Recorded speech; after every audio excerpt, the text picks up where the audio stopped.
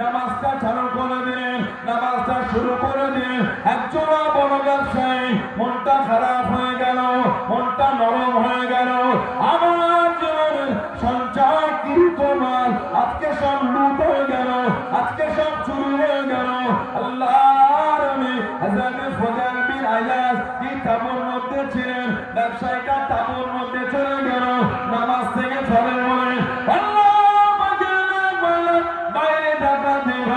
আমার জীবনের সঞ্চয় কৃত মাল আজকে সব লুট হয়ে গেল, আজকে সব চুরি হয়ে যাবে। আপনি কি জিম্মা নিতে পারবেন? আপনি কি জিম্মা রাখতে পারবেন? বাইরে টাকা দিয়ে মিটে গেলে, পরিবেশ ঠান্ডা হয়ে গেলে আমি আমার মালটাকে নিয়ে চলে যাবো। উনি হুকুম করলেন, মালটাকে রেখে বাইরে গিয়ে লুকিয়ে গেলেন। টাকা দিয়ে মিটে গেল, পরিবেশ ঠান্ডা হয়ে গেল, মালটাকে নেবার জন্য তেমন বলতে গিয়ে দেয় যারা ডাকাতি করছিল তারা ওনাকে গোল করে গিয়ে বসে আছে। মনটা খারাপ হয়ে গেল, মনটা নরম হয়ে গেল। আমার জীবনে সঞ্চয় কৃত মাল আর আমি পাবো না। ডাকাতের সর্দারের কাছে মাল জমা দিয়েছে, বাঘের কাছে ছাগল পালতে দেওয়ার মতো, বাঘের কাছে ছাগল দেখভালের দায়িত্ব দিবার মতো আল্লাহর নবী হযরত ফুদাইল বিন আয়াজ হুজুরের নজর পড়ে গেল। হুজুর আমার হুকুম করলেন, ও সাথী সঙ্গী গণ, এই মাল ফিরিয়ে দাও, এই মাল আমি নেবো না। উনি যখন আমার কাছে জিম্মা দিলেন, আমি যখন ইবাদত করি, আমি যখন ইবাদতের মধ্যে মশগুল আছি, আমার জন্য মাল দেয় না, আল্লাহর জন্য মাল দিয়েছে। এই মাল আমি নেবো না, এই মাল ওনাকে ফিরিয়ে দাও। জোরে বলুন সুবহান, আর একটু জোরে বলুন সুবহান। উনি যে আমাকে মাল দিয়েছে আমার জন্য নয়, আল্লাহর জন্য দিয়েছে। জোরে বলুন সুবহান। এই তাবুর মধ্যে ঢুকে দেখে ডাকাতরা সব নাকে ঘিরে বসে আছে, মনটা খারাপ আর পাওয়া গেল না। ডাকাতের সর্দারকে মাল দিয়ে বসে রেখে দাও, ডাকাতের মিটে গেলে নিয়ে যাবো। মানে বাঘের কাছে ছাগল গুনকে রেখে বলছে বাঘের গুলো দেখো, আমি কি পরে সে নিয়ে যাই। ছাগল পাহারা দেবে, ডাকাতের সর্দার ওনাকে বলতে মাল রেখে দাও, ডাকাতি বলে নিয়ে যাও। ঢুকে দেখা ডাকাতের দল বসে আছে, মন খারাপ। ফুদাইল বিন আয়াজ বলছে এই মাল আমি নেবো না। কেন? ওটা আমার জন্য দেয়নি, আল্লাহর জন্য দিয়েছে। জোরে বলে। আমাদের মতন আলেম ওলামা হুজুর মনীষার পীর জানা আপনারা আমাদের ভালোবাসেন আমাদের জন্য, আল্লাহ আল্লাহ রাসূলের জন্য। সুবহানাল্লাহ। আমাদের বাহ্যিকটা শুধু সুন্দর হলে হবে না, আমাদের বাহ্যিক শুধু সুন্দর হলে হবে না, আমাদের মনটাও কিন্তু সুন্দর রাখতে হবে। আমাদের মন যদি নোংরা হয়, সমাজ কিন্তু গোমরা হয়ে যাবে। ইঞ্জিন যদি লাইনচ্যুত হয়ে যায়, বগিয়ে কিন্তু লাইনচ্যুত হয়ে যাবে। কথা ঠিক না ভুল বলছি? ফুদাইল বিন আয়াজ উনি বলে মালটা আমি নেব না। কেন? এটা আমার জন্য নয়, আল্লাহর জন্য দিয়েছে। জোরে বলে। আজকে ভালোবাসা বলা গেল, মাল ফিরিয়ে দাও।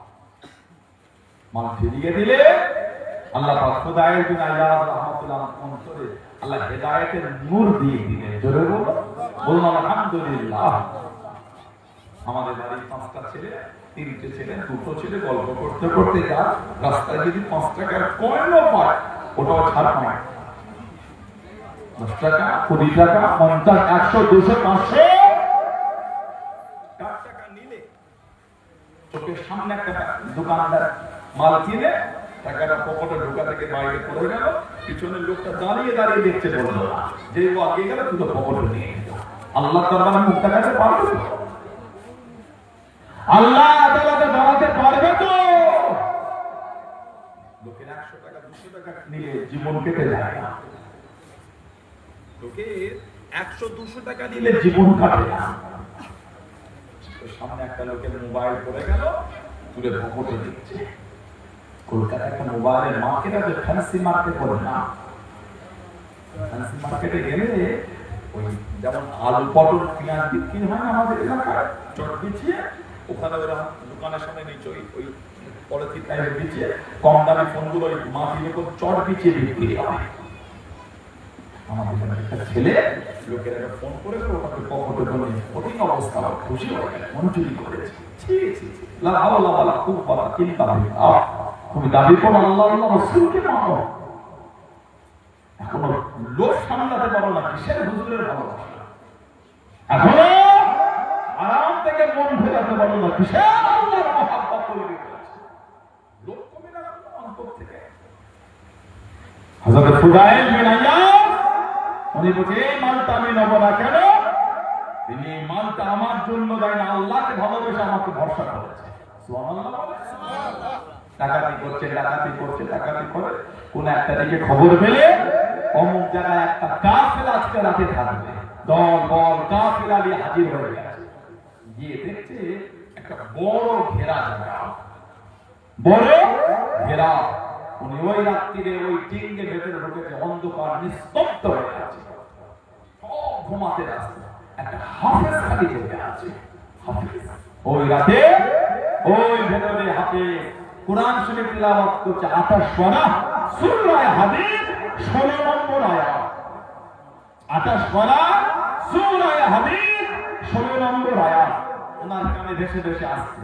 আলাম ইয়ানিল লাযীনা আমানু আন তাখশা কুলুবুহুম লিযিকরিল্লাহ। আলাম ইয়ানিল লাযীনা আমানু আন তাখশা কুলুবুহুম লিযিকরিল্লাহ। আল্লাহ বলছে এখনো কি ইমানদারদের জন্য সময় আসেনি, আমি আল্লাহ আমার উপরে নাজিল করে দিই, যা ওটা শুনে বিনয় হবে, মনটা আমার ভুলে গেল, ডাকাতি করা ভুলে গিয়ে দাঁড়িয়ে দাঁড়িয়ে কাঁদছে, চোখে টপ টপ করে পানি পড়ছে। জোরে বল, আরেকটু জোরে বলা গেল না? ডাকাতি চলে গেছে, টুক টুক টুক টুক করে হাফেজের কাছে বলছে, ভাই আর একটা তিলাওয়াত করবে? আমার বলছে আলাম ইয়াল্লাযীনা আমানু আন তাখশা কুলুবুহুম লিযিকরিল্লাহ। শুনছে, কাঁদছে না, তওবা করছে। জোরে বলে, আর জোরে বলা গেল না? হুজুর আমার কাঁদতে কাঁদতে বাইরে বার হয়ে গেলেন। হুজুর আমার পাশে টিঙ্গে চলে আসে, কাফেলাকে জানিয়ে দিলেন, কাফেলাকে শুনিয়ে দিলেন, ও সাথী সঙ্গী বলেন, আমি ফুদাইল বিন আইয়াজ আজ থেকে তোমাদের সাথে আর নয়, তোমাদের সঙ্গে থাকবো না, তোমাদের সাথে যাব না। আমি ফুদাইল বিন আইয়াজ আল্লাহ পাকে দরবারে তওবা করে ভালো হয়ে গিয়েছি, আমি আর তোমাদের সাথে নয়। তোমরা নতুন দলের নেতা খুঁজে নাও, তোমাদের দলের সরদারকে খুঁজে নাও, সাথী সঙ্গী গুলো জানিয়ে দিন, ও ফুদাইল বিন আইয়াজ একসাথে ডাকাতি করেছি, একসাথে অন্যায় করেছি, তওবা একা করলে হবে কি করে? না না না, একসাথে যাবো, ডাকাতি করা করে নেই, আজকে দিনে দে একসঙ্গে সবাই নেই তওবা করা করতে চাই। বলুন সুবহান, আর একটু জোরে বলুন সুবহান। ডাকাতি করেছে একসাথে, তওবাটা করলে হবে কি করে? যেমন একসাথে ডাকাতি, তওবাটা একসাথে, গোটা কাফেলা তওবা করে ভালো হয়ে গেল। জোরে বলুন, বললেন আলহামদুলিল্লাহ। ওই তাবুর মধ্যে বসা কিন্তু বন্ধ করে, যেই তাবুতে রাত্রিরে ব্যবসায়ীরা থাকতো, যুক্তি মেরে বসতে, এক ব্যবসায়ী আর এক ব্যবসায়ী বলতে, এরিয়া কিন্তু ফুদাইল বিন আইয়াজ একটাও মাল ভরে যাবে না, একটাও মাল ভরে যাবে না, সব কিন্তু চুরি হয়ে যাবে, লাভও যাবে আসরও যাবে, যত তাড়াতাড়ি হয় এলাকা ছেড়ে চলে যাও। উনি বসে বসে শুনতেন আর ওনার চোখ দিয়ে টপ টপ করে পানি পড়তো। বলা মিটে গেলে কেঁদে কেঁদে দাঁড়িয়ে বলো, ও ব্যবসায়ী ভাইরা, আমি হলাম ফুদাইল বিন আইয়াজ, আমি আর ডাকাতি করি না, আমি আল্লাহ দরবারে তওবা করে ভালো হয়ে গেছি। জোরে বলো, আর কি জোরে বলা গেল না? তোমাদের আর ভয় নাই, নির্দ্বিধায় ব্যবসা করো, তোমাদের মাল কেউ নেবে না। জোরে বলুন না সুবহানাল্লাহ।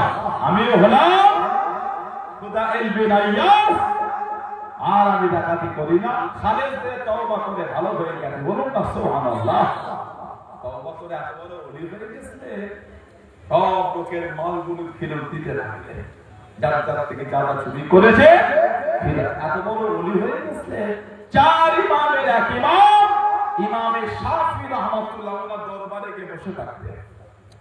হযরতে ইমামে শাফি রাহমাতুল্লাহ ওনার সোহবতে গিয়ে বসতেন। কে ইমামে শাফি?